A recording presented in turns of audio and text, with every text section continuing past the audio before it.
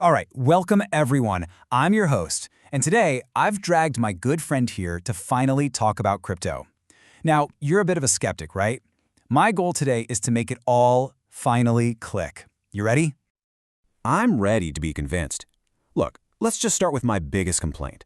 I tried to send some money to a friend overseas the other week, and it was a complete and utter disaster.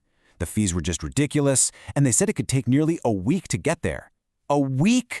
In this day and age? It feels so incredibly outdated and broken. Oh, you are definitely not alone. It's crazy, but that's the average fee to wire $1,000 internationally.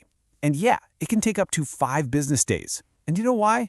It's because your money isn't just going from A to B. It's bouncing between like 3, 4, sometimes 5 different banks, and every single one of them skims a little off the top and adds another day of delay. It's a system built for the 1970s, and that's the exact problem we're talking about solving here. Okay, so what is the solution? I hear the word blockchain, and honestly, my brain just shuts down. It sounds so technical and impossible to understand. I totally get it. But I swear it's simpler than it sounds. Let's just forget about computers for a second. Let's go way back. Remember trading candy in elementary school? Okay, so imagine Sarah wants to give Mike a Snickers. Instead of just quietly handing it to him, she stands up in the middle of class and shouts, "Hey everyone, I'm giving my one and only Snickers to Mike." That's step 1. For step 2, everyone in the class, all 30 of us, we all pull out our own little notebooks where we've been tracking who has what candy.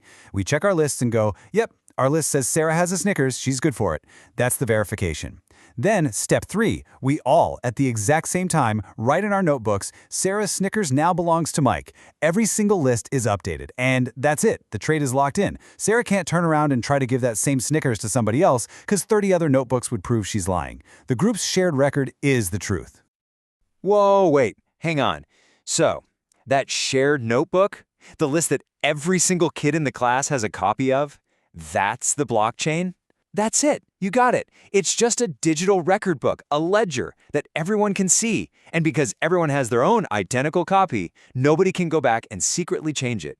It's basically a system that runs on group consensus, which makes it incredibly hard to cheat. Okay. The ledger thing is actually starting to make sense.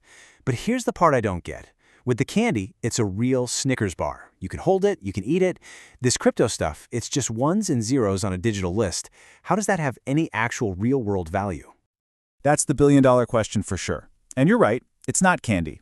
Its value comes from a few different places. First, and this is a big one, scarcity. They will only ever be 21 million Bitcoin, period. It's written in the code. Then there's utility. You can actually use it to send value to anyone, anywhere in the world, 24/7 without getting permission. There's the network effect, which is just like social media. The more people who use it and believe in it, the more valuable it becomes. Proof of work is just a fancy term that means it takes a ton of real-world computer power and energy to create a new coin, so you can't just fake it. And it all comes together with trust built on transparency, because that shared ledger we talked about, it's open for literally anyone to look at. And let's just stick on that scarcity point for a second because it's so different from what we're used to. To put things in perspective, our normal money can be printed whenever. In fact, in just a 2-year span, the US government created almost a third of all the dollars that have ever existed. When you compare that to something with a fixed, unchangeable supply like Bitcoin, you can see why people see it as a different kind of asset. Wow, that printing statistic is actually insane. Okay, so I get Bitcoin a little more now. But then I hear about Dogecoin, Ethereum, all these other names. There are thousands of them. Are they all just copies of Bitcoin? Not at all. That's kind of like asking if every website on the internet is the same. They're built for totally different things. You can pretty much lump them into a few main groups. This chart is a great cheat sheet. So you've got Bitcoin, which is best thought of as digital gold. It's not trying to be fast. It's trying to be the most secure way to store value over a long time. Then you have Ethereum, which is more like a world computer. It's a platform that other people build applications on top of. Stablecoins are simple. Think of them as digital dollars. They're pegged one-to-one to a real dollar, and they make moving money around the crypto world super easy. And then, yeah, you've got meme coins, which are basically lottery tickets. They have no real purpose, and their value is driven by pure hype and speculation. Okay, this is all really interesting as a tech thing, but let's get real. For someone our age, maybe trying to pay off student loans, just scraping by with rent, a down payment on a house feels like a total fantasy. Why on earth should we care about any of this? Because the entire financial game we were told to play feels rigged against us. Look at this chart. For our parents' generation, a house cost about 3 times the average salary. For us, it's pushing 10 times. The goalposts have been moved so far that the old playbook, work hard, save money in a bank, it just doesn't work the same way anymore. And when you look at the direct comparisons, it's just stark. You put your money in a high-yield savings account, and you're lucky to get 0.5% while inflation is eating it for lunch. Meanwhile, in the crypto world, you can lend out those digital dollars we talked about and earn 5, sometimes even 10%. Or, instead of a high-interest loan, you can use crypto you own as collateral to borrow money, often without a credit check. It's about having different options, a parallel system that just wasn't available before. And here's the thing. This isn't some tiny niche movement anymore. 40% of millennials already own some form of cryptocurrency. That's a huge generational shift. I think for a generation that grew up online, trusting open source code that anyone can inspect sometimes feels a lot safer than trusting the same financial institutions that brought us the 2008 crisis. Okay, you know what? I'm actually starting to see the appeal. It really does feel like there's something here, some real potential. Hold on. Before you or anyone listening gets too excited and opens up an app, we have to pump the brakes.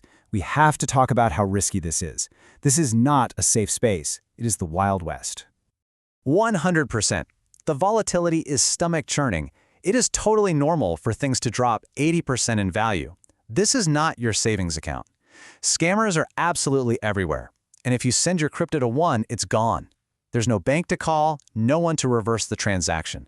The tech is still super new and can be confusing. And the tax rules are a whole other complicated mess. This is not, and I repeat, not a get-rich-quick button. Right, so you've got me interested, but you've also properly scared me. So if someone is sitting there going, okay, I want to learn more, but I don't want to get scammed or lose all my money, what's a smart, safe way to even begin? The absolute most important thing is to start with education, not with your money. Spend weeks, even months, just learning before you even think about buying anything. Learn what self-custody means, this idea that you can be your own bank. If and when you do decide to experiment, use a tiny amount of money, like coffee money, that you would be totally okay with losing forever. Stick to the big, established projects like Bitcoin and Ethereum first. Don't go chasing lottery tickets. And the golden rule, the most important rule of all, never, ever, under any circumstance, share your crypto password, it's called a private key or a seed phrase, with anyone, ever. So after all that, the candy, the warnings, the whole thing, here's the real question I want to leave you with. This whole movement, it's not really about Lambos or getting rich overnight. It's about trust. So the question is, could a new financial system, one that's built on transparent code that anyone can audit, actually be more trustworthy than the old system run by people behind closed doors that has failed so many of us before? That's the real promise, and that's what's worth exploring.